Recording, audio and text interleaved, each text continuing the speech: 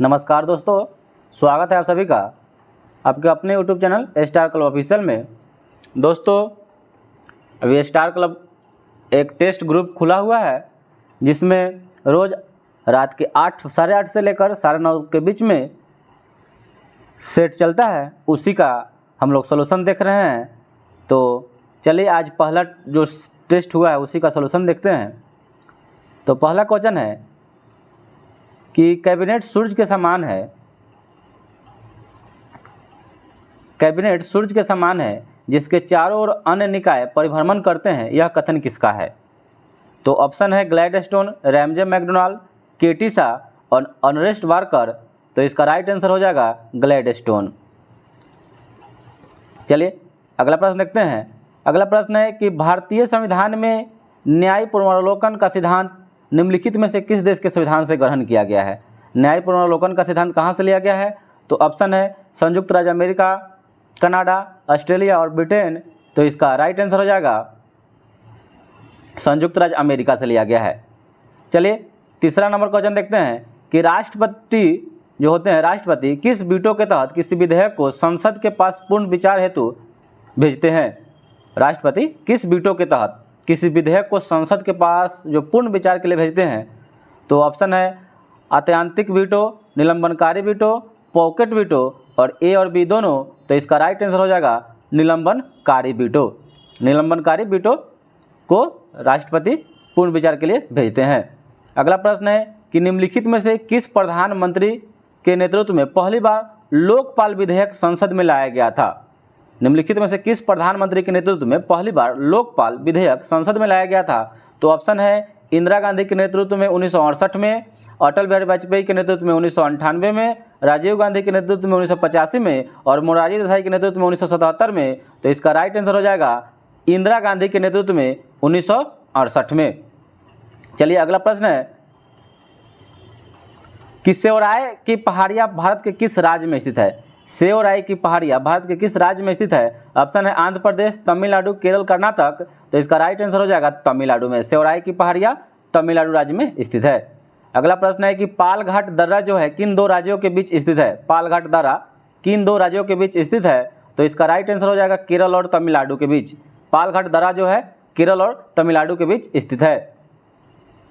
चलिए अगला प्रश्न है कि चाय की खेती के लिए निम्न में कौन सी मिट्टी सर्वाधिक उपयुक्त होती है? तो चाय की जो खेती होती है उसके लिए जो लेटेराइट मिट्टी होती है वो सर्वाधिक उपयुक्त होती है और चाय के उत्पादन में चीन अभी प्रथम स्थान पर है। चाय के उत्पादन में चीन प्रथम स्थान पर है। चलिए अगला प्रश्न है कि विजयनगर के जिस सम्राट ने तेलुगु और संस्कृत साहित्य में सर्वाधिक योगदान दिया था वह कौन था? तो विजयनगर जो साम्राज्य में या नगर में कौन ऐसा सम्राट था जो तेलुगु और संस्कृत साहित्य में सर्वाधिक योगदान दिया था? तो इसका राइट आंसर हो जाएगा कृष्णदेव राय। कौन हो जाएगा? कृष्णदेव राय। कृष्णदेव राय अमुक्त मलयाद और जमवंती कल्याणम दो पुस्तक लिखे थे जिन्होंने सर्वाधिक इसमें योगदान दिया था। चलिए अगला प्रश्न है कि बगदाद के खलीफा से मान्यता लेकर शासन करने वाला शासक कौन था? बगदाद के खलीफा से मान्यता लेकर शासन करने वाला शासक कौन था? तो इसका राइट आंसर हो जाएगा इल्तुतमिश। कौन था? इल्तुतमिश था जो कुतुबुद्दीन ऐबक का गुलाम और दामाद था और इल्तुतमिश की बेटी रजिया सुल्तान थी। चलिए अगला प्रश्न है कि चंद्रताल झील निम्न में से किस राज्य में स्थित है? चंद्रताल झील तो हिमाचल प्रदेश, लद्दाख, सिक्किम और उत्तराखंड। तो जो चंद्रताल झील है यह हिमाचल प्रदेश में है। कहाँ है? हिमाचल प्रदेश में है। अगला प्रश्न है कि न्यूक्लियर रिएक्टर में मॉडरेटर का कार्य क्या होता है? न्यूक्लियर रिएक्टर में मॉडरेटर के रूप में आप बोरॉन का क्षार का प्रयोग कर सकते हैं, कैडमियम का क्षार का प्रयोग कर सकते हैं, D2O का प्रयोग कर सकते हैं, भारी जल, ये सब का प्रयोग होता है। तो जो न्यूक्लियर रिएक्टर में मॉडरेटर का जो कार्य होता है वह न्यूट्रॉनों के लोड को कम करना होता है। क्या होता है? न्यूट्रॉनों के लोड को कम करना होता है। अगला प्रश्न है कि विश्व आर्द्र भूमि दिवस कब मनाया जाता है? ऑप्शन है 21 मार्च, 22 अप्रैल, 2 फरवरी और 5 जून। तो जो विश्व आर्द्र भूमि दिवस मनाया जाता है वर्ल्ड वेटलैंड डे या 2 फरवरी को मनाया जाता है। कब मनाया जाता है? 2 फरवरी को मनाया जाता है। अगला प्रश्न है कि जैव विविधता दिवस कब मनाया जाता है? Biodiversity day. तो जैव विविधता दिवस जो मनाया जाता है या 22 मई को मनाया जाता है। कब मनाया जाता है? 22 मई को मनाया जाता है। 16 सितंबर को ओजोन संरक्षण दिवस मनाया जाता है और विश्व पर्यावरण दिवस 5 जून को मनाया जाता है। चलिए अगला प्रश्न है कि भारत में केंद्रीय गंगा प्राधिकरण की स्थापना की गई थी। भारत में केंद्रीय गंगा प्राधिकरण की स्थापना कब की गई थी? तो इसका राइट आंसर हो जाएगा 1985 ईस्वी में की गई थी। भारत में केंद्रीय गंगा प्राधिकरण की स्थापना 1985 ईस्वी में की गई थी। ऑप्शन है कि दुनिया का पहला कार्बन निगेटिव देश के रूप में किसे जाना जाता है? दुनिया का पहला कार्बन निगेटिव देश के रूप में किसे जाना जाता है? तो कार्बन निगेटिव देश, इसका राइट आंसर हो जाएगा भूटान को जाना जाता है। किसको? भूटान को जाना जाता है। चलिए अगला प्रश्न है कि निम्नलिखित में से कौन सा से जो सामान्य ताप पर ठोस अवस्था में रहता है? सामान्य ताप पर ठोस अवस्था में रहता है तो ब्रोमीन है, पारा है, आयोडीन है, क्लोरीन है। तो जो ठोस अवस्था में रहेगा वो आयोडीन रहता है। कौन रहता है? आयोडीन रहता है। चलिए अगला प्रश्न है कि सतकोशिया बाघ रिजर्व किस राज्य में स्थित है?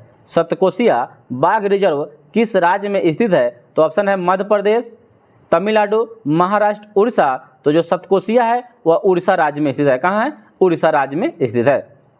अगला प्रश्न है कि प्रकृति की ओर लौटो, प्रकृति की ओर लौटो, गो बैक टू नेचर का नारा किसने दिया था? ऑप्शन है अरस्तु, रूसो, लॉक और स्वामी दयानंद सरस्वती। तो इसका प्रकृति को लौटो का नारा दिया था रूसो ने दिया था और अरस्तु ने नारा दिया था कि मनुष्य एक सामाजिक प्राणी है और अरस्तु ने ही नारा दिया था कि अच्छा व्यक्ति अच्छा नागरिक अच्छा राज्य बनाता है, बुरा व्यक्ति बुरा राज्य बनाता है। चलिए अगला प्रश्न है कि सप्त क्रांति यानी 7 क्रांति यात्रा समाजवादी विचार किसके द्वारा दिया गया था? सप्त क्रांति जो समाजवादी विचार एक है किसके द्वारा प्रस्तावित किया गया था? तो ऑप्शन है जयप्रकाश नारायण, जवाहरलाल नेहरू, राम मनोहर लोहिया और एमजी रनाडे। तो इसका नारा दिए थे सप्त क्रांति का राम मनोहर लोहिया। अगला प्रश्न है कि भारत के चावल के कटोरे के नाम से जाना जाता है। भारत के चावल के कटोरे क्षेत्र के नाम से कौन जाना जाता है? तो ऑप्शन है केरल एवं तमिलनाडु का क्षेत्र, कृष्णा गोदावरी का डेल्टा क्षेत्र, पूर्वोत्तर क्षेत्र और सिंधु गंगा का मैदान। तो ये है कृष्णा गोदावरी का जो डेल्टा क्षेत्र है उसको चावल के कटोरा क्षेत्र के नाम से जाना जाता है। चलिए अगला प्रश्न है कि किस राज्य की सुर सरोवर झील को रामसर स्तर का दर्जा दिया गया है? किस राज्य की सुर सरोवर झील को रामसर स्तर का दर्जा दिया गया है? तो इसका राइट आंसर है उत्तर प्रदेश। उत्तर प्रदेश में सुर सरोवर झील है उसको रामसर स्तर का दर्जा दिया गया है। चलिए अगला प्रश्न देखते हैं कि डीपीटी वैक्सीन जो होता है इसमें पी किसे संदर्भित करता है? तो जो पी संदर्भित करता है वह पर्ट्यूसिस को करता है। पी पर्ट्यूसिस को करता है।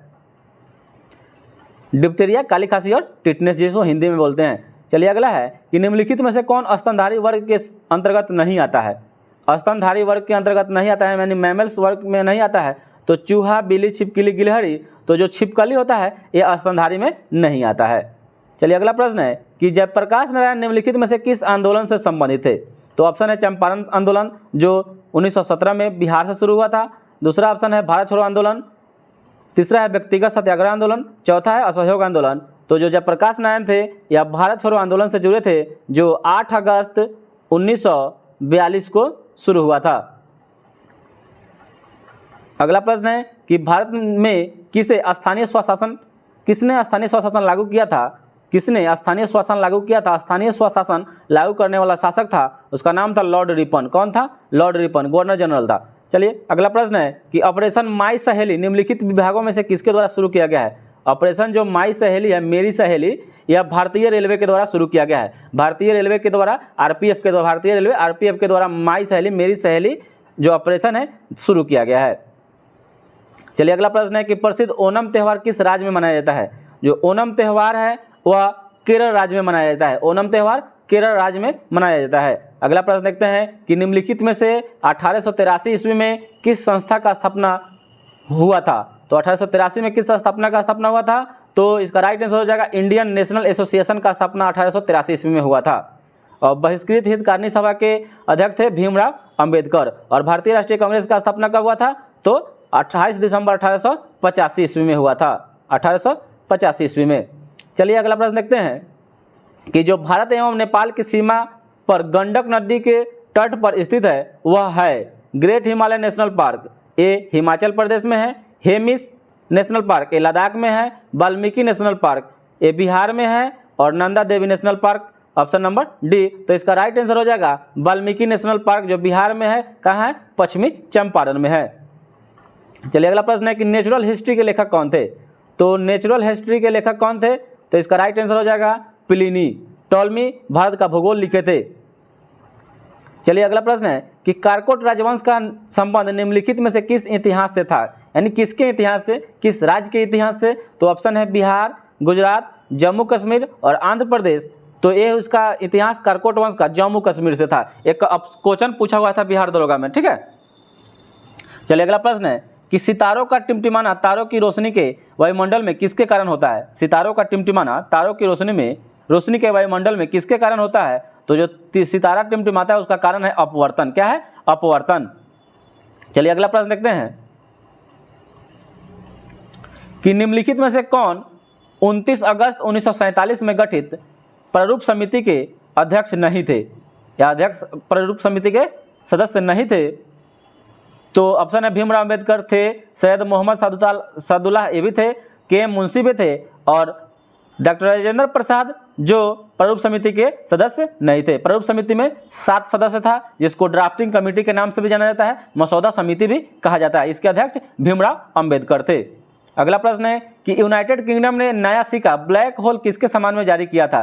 यूनाइटेड किंगडम यूके ने नया सिक्का जो ब्लैक होल था या किसके सम्मान में जारी किया था? तो ये था स्टीफन हॉकिंग्स के सम्मान में जारी किया था। ब्लैक होल सिद्धांत स्टीफन हॉकिंग्स दिए थे, उनमें भी इनका योगदान था, तो इसीलिए यूनाइटेड किंगडम ने एक सिक्का चलाया ब्लैक होल नाम से, तो स्टीफन हॉकिंग्स के लिए। चलिए अगला प्रश्न है कि निम्नलिखित में से कौन ब्रह्म समाज के संस्थापक हैं? तो ब्रह्म समाज के संस्थापक कौन है? तो ये राजाराम मोहन राय। चलिए अगला प्रश्न है कि मंगल पांडे का संबंध किस इन्फेक्ट्री से था?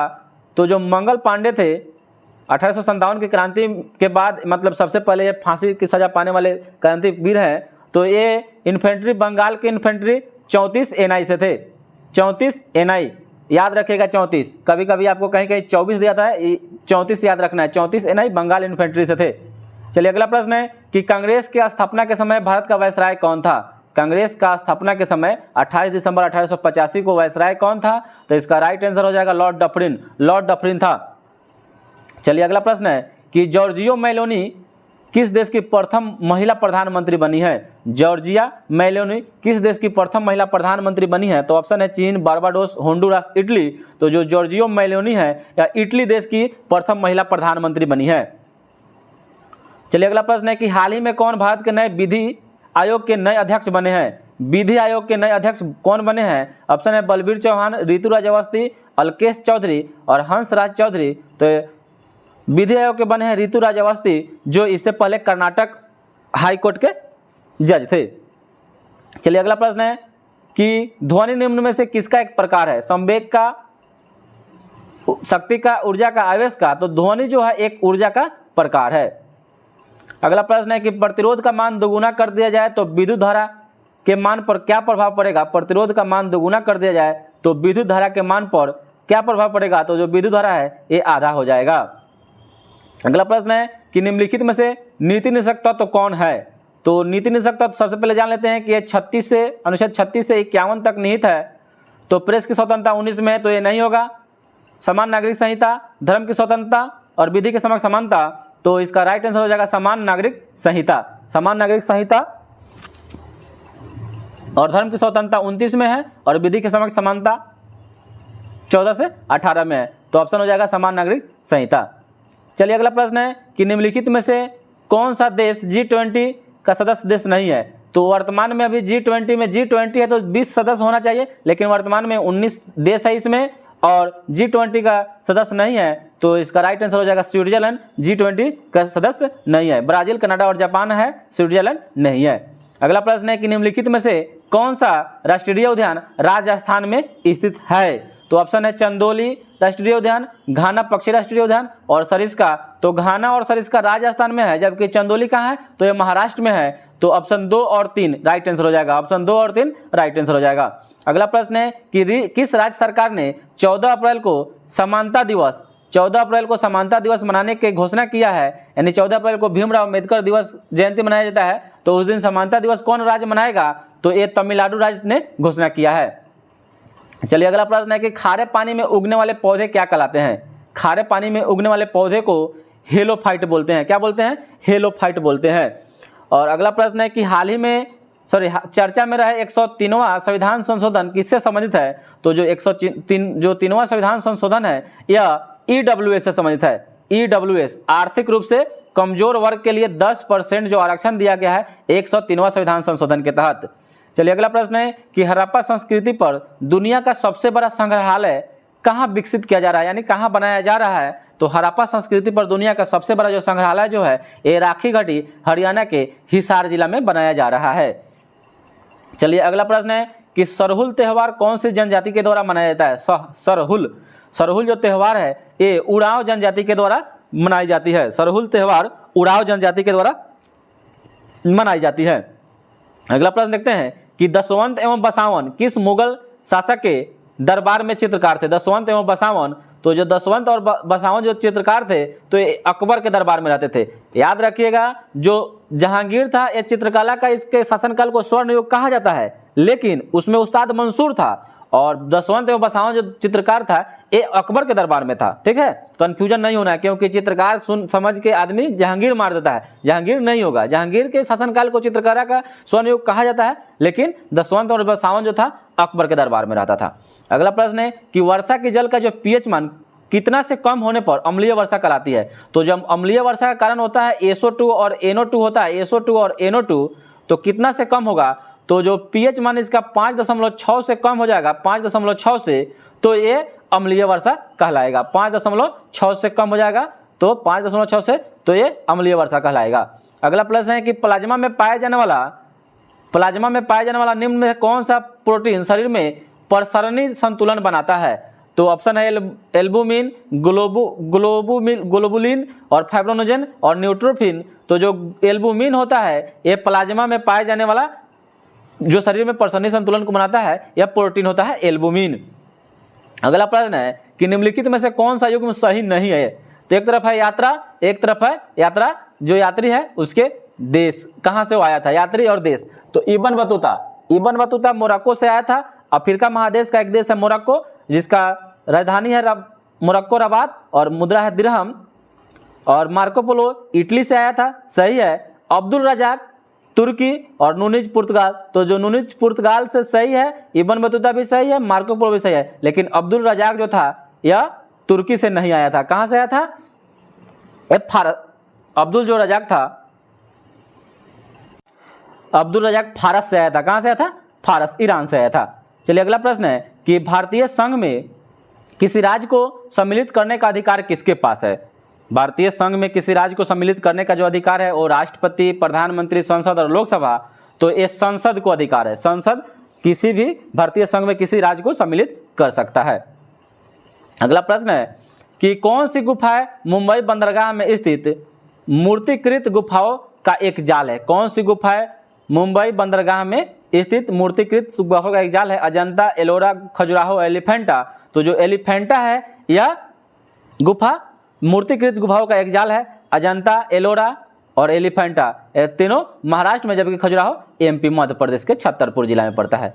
चलिए अगला प्रश्न है कि अश्व यदि एकाएक चलना शुरू कर दे तो अश्वारोही के गिरने की आशंका का कारण क्या है? तो जो अश्वारोही के गिरने का जो कारण है वह विराम जरूरतों कहिए या विश्राम जरूरतों कहिए, दोनों एक ही बात है। तो अश्व एकाएक चलेगा तो ये विश्राम जरूरतों के कारण गिर सकता है। अगला प्रश्न है कि निम्नलिखित में से ट्रांजिस्टर जिसका खोज विलियम शकले किए थे, कंप्यूटर की किस पीढ़ी से इनका संबंध है? तो कंप्यूटर की दूसरी जो पीढ़ी जनरेशन आई थी उसमें ट्रांजिस्टर का प्रयोग किया गया था। दूसरी पीढ़ी में ट्रांजिस्टर का प्रयोग किया गया था। प्रथम में वैक्यूम क्लीनर का प्रयोग किया गया था। चलिए अगला प्रश्न है कि अलाउद्दीन खिलजी द्वारा प्रचलित बाजार नियंत्रण व्यवस्था का संचालन किस विभाग के द्वारा किया जा रहा था या किया जाता था? तो जो अलाउद्दीन खिलजी द्वारा बाजार नियंत्रण प्रणाली व्यवस्था शुरू किए थे वह दीवान ए रियासत विभाग के द्वारा उसका नियंत्रण किया जाता था। चलिए अगला प्रश्न है कि तिलैया बांध निम्नलिखित में से किस नदी पर स्थित है या निर्मित है? तो जो तिलैया बांध है वो बराकर नदी पर है। किस नदी पर? बराकर नदी पर है। अगला प्रश्न है कि हाल ही में पहला बायोस्फीयर रिजर्व अंतर्राष्ट्रीय दिवस कब मनाया गया है? पहला बायोस्फीयर रिजर्व अंतर्राष्ट्रीय दिवस कब मनाया गया है? तो 3 नवंबर, 5 अक्टूबर, 12 अक्टूबर और 4 नवंबर को। तो 3 नवंबर को पहला बायोस्फीयर रिजर्व के लिए अंतर्राष्ट्रीय दिवस मनाया गया है। अगला प्रश्न है कि कस्तूरबा गांधी बालिका विश्वविद्यालय योजना का आरंभ किस वर्ष किया गया था? तो जो कस्तूरबा गांधी बालिका विद्यालय का जो योजना का शुरुआत किया गया था ये 2004 में किया गया था। और कस्तूरबा गांधी महात्मा गांधी की पत्नी का नाम है और महात्मा गांधी की माता का नाम पुतलीबाई है। क्या है? पुतलीबाई। चलिए अगला प्रश्न है कि पुस्तक बहुरूपी गांधी किसने लिखी है? तो बहुरूपी गांधी किसने लिखी है? तो ये अनु बंदोपाध्याय के द्वारा लिखी गई है। बहुरूपी गांधी पुस्तक अनु बंदोपाध्याय के द्वारा लिखी गई है। अगला प्रश्न है कि अंतर्राष्ट्रीय परमाणु ऊर्जा एजेंसी की स्थापना कब की गई थी? अंतर्राष्ट्रीय परमाणु ऊर्जा एजेंसी की स्थापना 1957 ईस्वी में की गई थी। 1957 ईस्वी में की गई थी। चलिए अगला प्रश्न है कि मेवाती नस्ल निम्न में से किससे संबंधित है? जो मेवाती जो नस्ल है एक गाय का नस्ल है। मेवाती गाय का नस्ल है। चलिए अगला प्रश्न है कि पूर्ण स्वाधीनता का प्रस्ताव कांग्रेस के किस अधिवेशन में पारित किया गया था? पूर्ण स्वाधीनता का जो प्रस्ताव था ये लाहौर अधिवेशन में किया गया था। लाहौर अधिवेशन 1929 में किया गया था। 1929 में। इसके अध्यक्ष जवाहरलाल नेहरू थे। अगला प्रश्न है कि निम्नलिखित में से किस योजना को डिकी वर्ल्ड प्लान के नाम से जाना जाता है? तो डिकी वर्ल्ड जो प्लान है यह माउंटबेटन योजना को जाना जाता है। माउंटबेटन योजना को डिकी वर्ल्ड प्लान के नाम से जाना जाता है। और माउंटबेटन योजना के तहत भारत का विभाजन हुआ था। 3 जून 1947 में माउंटबेटन योजना आई थी। चलिए अगला प्रश्न है कि प्रथम तीन आश्रम का उल्लेख किस उपनिषद में है? तो ऑप्शन है छांगोदय उपनिषद, जबाल उपनिषद, बृहदारण्यक उपनिषद और कंठोपनिषद। जो प्रथम 3 आश्रम का उल्लेख है ये छांगोदय उपनिषद में है। छांदोग्य उपनिषद में। और पूछेगा कि चारों आश्रमों का उल्लेख किस में है? तो चारों आश्रमों का उल्लेख जबाल उपनिषद में है। चारों आश्रमों का उल्लेख जबाल उपनिषद में है। और कठोपनिषद में क्या है? तो यम और नचिकेता के जो हठ की दंत कथा या कहानियां हैं उसी में कठोपनिषद में शामिल है। अगला प्रश्न है कि ग्रेट हिमालयन नेशनल पार्क किस राज्य में स्थित है? बहुत ही इंपॉर्टेंट क्वेश्चन है। ग्रेट हिमालयन जो पार्क है यह हिमाचल प्रदेश में है। Great Himalayan national park Himachal Pradesh में स्थित है। अगला प्रश्न है कि 2022 ईस्वी में फीफा विश्व कप किस देश ने जीता? तो 2022 का जो फीफा विश्व कप है यह फ्रांस को हराकर अर्जेंटीना ने जीता है। फ्रांस को हराकर अर्जेंटीना ने जीता है।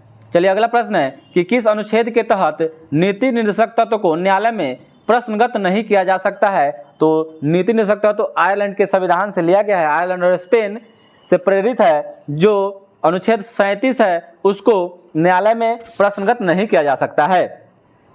अनुच्छेद 40 में ग्राम पंचायत है, याद रखिएगा। अगला प्रश्न है कि नर्मदा बचाओ आंदोलन से जुड़ी नेता कौन है? कौन सा नेता जुड़ा हुआ है? तो ऑप्शन है चंदा कोचर, रुधंती राय, मेधा पाटकर, चमन लाल। तो नर्मदा बचाओ आंदोलन से मेधा पाटकर का संबंध है। मेधा पाटकर का।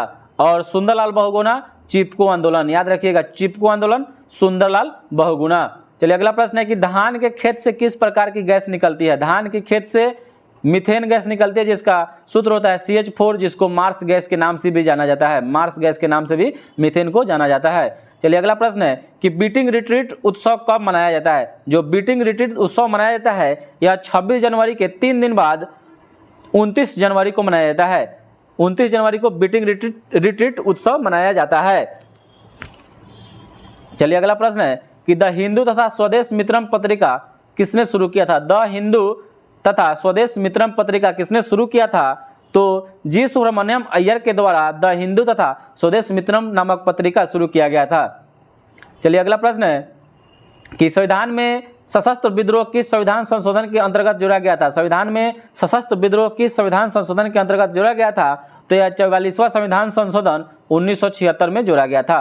1976 ईस्वी में जोड़ा गया था। चलिए अगला प्रश्न है कि ग्लोबल एनवायरनमेंट आउटलुक GEO कौन जारी करता है? ग्लोबल एनवायरनमेंट आउटलुक कौन जारी करता है? तो संयुक्त राष्ट्र पर्यावरण कार्यक्रम UNEP, जिसका मुख्यालय नैरोबी में है, यही जारी करता है।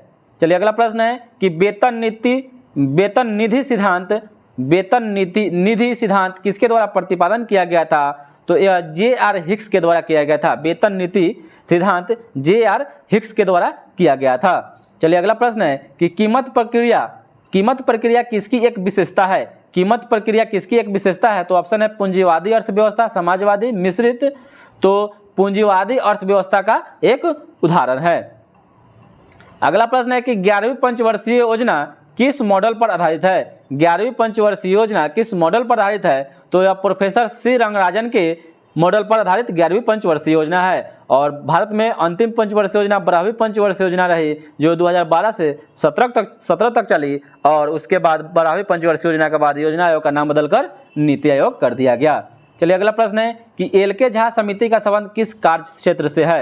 एल.के. झा समिति का संबंध किस कार्य क्षेत्र से है जिसका संबंध, तो यह अप्रत्यक्ष कर से, अप्रत्यक्ष कर से एल.के. झा समिति का संबंध रहा है। चलिए अगला प्रश्न है कि वर्तमान में कितने कंपनियों को महारत्न तथा नवरत्न का दर्जा प्राप्त है, तो महारत्न कंपनियों की संख्या अभी वर्तमान में 11 हो गई है। इसका आंसर 10 होगा, लेकिन अभी वर्तमान में याद रखिएगा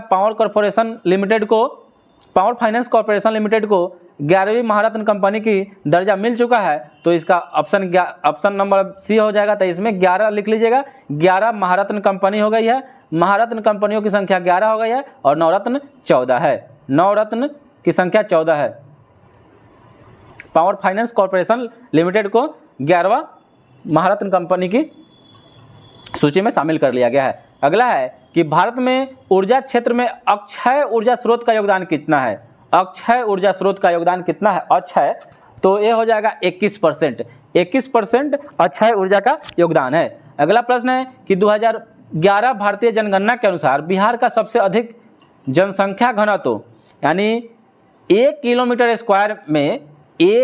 स्क्वायर में जितना व्यक्ति निवास करता है उसी को जनसंख्या घनत्व बोलते हैं, तो यह शिवहर जिला है। और भारत में सबसे ज़्यादा जनसंख्या घनत्व किस राज्य का है, तो अपना बिहार राज्य का है, जो 1106 है। और सबसे भारत में कौन है कम, तो अरुणाचल प्रदेश है, एपी, जो 1 किलोमीटर स्क्वायर पर 17 व्यक्ति निवास करता है। चलिए अगला प्रश्न देखते हैं कि वारणा तथा मूसी किसकी सहायक नदी है। वारणा तथा मूसी किसकी सहायक नदी है, तो यह कृष्णा की सहायक नदी है, कृष्णा की सहायक नदी है वारणा तथा मूसी। चलिए अगला प्रश्न है कि भारत का नियाग्रा जलप्रपात, भारत का नियाग्रा जलप्रपात किस जलप्रपात को कहा जाता है, किस वाटरफॉल को कहा जाता है, तो यह चित्रकूट जो है, चित्रकूट जलप्रपात को भारत का नियाग्रा जलप्रपात कहा जाता है। और बिहार जलप्रपात टोंस नदी पर है, जोग जलप्रपात ये शरावती नदी पर है, जो कर्नाटक में है, जिसको महात्मा गांधी जलप्रपात के नाम से भी जाना जाता है। चलिए अगला प्रश्न है कि काली मिट्टी का विस्तार भारत के किस राज्य में सर्वाधिक है। काली मिट्टी का विस्तार भारत के किस राज्य में सर्वाधिक है, तो जो काली मिट्टी है यह महाराष्ट्र में सर्वाधिक इसका विस्तार है। चलिए अगला प्रश्न है कि भारत के प्रधानमंत्री होते हैं, यानी ऑप्शन है चयनित होते हैं, निर्वाचित होते हैं, मनोनीत होते हैं, नियुक्त होते हैं। तो बहुत ही इंपॉर्टेंट क्वेश्चन है। तो जो भारत के प्रधानमंत्री होते हैं या नियुक्त होते हैं, क्या होते हैं, नियुक्त होते हैं। जो लोकसभा में बहुदल का जो नेता होता है उसी को वही अपना प्रधानमंत्री नियुक्त करते हैं। चलिए अगला प्रश्न है कि भारत शासन अधिनियम 1935 द्वारा जो स्थापित अवशिष्ट शक्तियाँ थी वह किसको प्रदान की गई थी, तो भारत शासन अधिनियम 1935 के द्वारा जो अवशिष्ट शक्तियाँ थी वह गवर्नर जनरल को प्रदान की गई थी। लेकिन वर्तमान भारत में जो संविधान में जो अवशिष्ट शक्तियाँ है किसके पास है, तो यह केंद्र सरकार के पास है। किसके पास है, केंद्र सरकार के पास है। अवशिष्ट शक्तियाँ केंद्र सरकार के पास है। अगला प्रश्न है कि जवाहरलाल नेहरू ने निम्न में से किस अधिनियम को गुलामी की दस्ता का संज्ञा दिए थे, तो ऑप्शन है भारत शासन अधिनियम 1858, भारत शासन अधिनियम 1919 और भारत शासन अधिनियम 1935। तो भारत शासन अधिनियम 1935 को एक गुलामी की दस्ता की संज्ञा दिए थे जवाहरलाल नेहरू ने, जीएल नेहरू ने। अगला प्रश्न है कि संविधान के निर्माण के लिए गठित संविधान सभा का प्रतीक चिन्ह क्या था। संविधान के निर्माण के लिए गठित संविधान सभा का प्रतीक चिन्ह क्या था, तो यह हाथी था। क्या था, हाथी था। चलिए अगला प्रश्न है कि संविधान के किस भाग का संबंध केंद्र शासित प्रदेशों के प्रशासन से है, तो जो भाग 8 है यह केंद्र शासित प्रदेशों के प्रशासन से है। अगला प्रश्न है कि वन्य जीव का संरक्षण निम्न में से किसके अंतर्गत आता है, तो वन्य जीव संरक्षण करना ये मौलिक अधिकार तो नहीं है, लेकिन मौलिक कर्तव्य जरूर है। मौलिक कर्तव्यों की संख्या 11 है, तो मौलिक कर्तव्य और राज्य के नीति निषेधकता तो ये दोनों का है, तो ए और सी इसका राइट आंसर हो जाएगा। वन्य जीव का संरक्षण मौलिक कर्तव्य है और राज्य के नीति निषेधक तत्वों में शामिल है। चलिए अगला प्रश्न है कि कल्याणकारी राज्य का उद्देश्य क्या होता है, तो कल्याणकारी राज्य का जो उद्देश्य होता है यानी अधिकतम लोगों को अधिकतम लाभ यानी अधिकतम कल्याण करना, अधिकतम मैक्सिमम लोगों को मैक्सिमम कल्याण करना, यही कल्याणकारी राज्य का उद्देश्य होता है। और यही कल्याणकारी राज्य के मतलब के लिए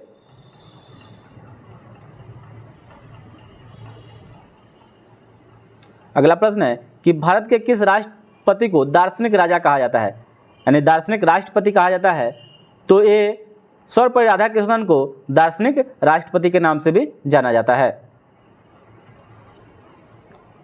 अगला प्रश्न है कि किस समिति ने भारत में लोकपाल की नियुक्ति का सुझाव दिया था। किस समिति ने भारत में लोकपाल की नियुक्ति का सुझाव दिया था। तो यह है प्रशासनिक आयोग सुधार। प्रशासनिक आयोग सुधार ने लोकपाल की नियुक्ति का सुझाव दिया था। अगला प्रश्न है कि सर्वप्रथम किस राज्य में संपूर्ण विधानसभा चुनाव ईवीएम द्वारा कराया गया था। तो सर्वप्रथम किस राज्य में संपूर्ण विधानसभा चुनाव जो ईवीएम के द्वारा कराया गया है, इलेक्ट्रॉनिक वोटिंग मशीन के द्वारा, तो यह राज्य कौन है। तो ये गोवा है। कौन है। गोवा। अगला प्रश्न है कि पन्नालाल घोष का संबंध किस वाद्य यंत्र से है। पन्नालाल घोष का संबंध किस वाद्य यंत्र से है। तो ये बांसुरी बजाते थे। क्या। बांसुरी बजाते थे। अगला प्रश्न है कि राष्ट्रीय कैडेट कोर एनसीसी की स्थापना की गई थी। तो एनसीसी की स्थापना कब की गई थी। तो यह 1948 में किया गया था। और अगला प्रश्न है कि संयुक्त राष्ट्र संघ के किस अंग को दुनिया का पुलिस मैन कहा जाता है। संयुक्त राष्ट्र संघ में जो 5 अंग है उसमें किस अंग को दुनिया का पुलिस मैन के नाम से जानते हैं। तो यह है सुरक्षा परिषद को। सुरक्षा परिषद को दुनिया का पुलिस मैन कहा जाता है। अगला प्रश्न है कि कांची के मुक्तेश्वर मंदिर का निर्माण किस शासक के द्वारा करवाया गया था। कांची के मुक्तेश्वर मंदिर का निर्माण किस शासक के द्वारा करवाया गया था। तो यह नंदी वर्मन द्वितीय के द्वारा कांची का मुक्तेश्वर मंदिर का निर्माण करवाया गया था। अगला प्रश्न है कि मेगास्थनीज ने भारतीय समाज को कितने भागों में विभाजित किया था या किया है। तो मेगास्थनीज अपनी पुस्तक इंडिका में बताया है कि भारतीय समाज 7 भागों में विभाजित थी। आज के लिए इतना ही, फिर मिलते हैं दूसरे टेस्ट सीरीज को लेकर। तो आप लोग इसको लाइक और सब्सक्राइब जरूर कीजिएगा दोस्तों। और टेस्ट आप लोग को अगर देना है तो रात में टेस्ट आप दे सकते हैं। पेड टेस्ट है, 50 रुपये में 30 टेस्ट मिलेगा। आप लोग को 30 दिन मारना है। और कॉन्टैक्ट नंबर है 8651280737 पर आप मैसेज कर सकते हैं या 700475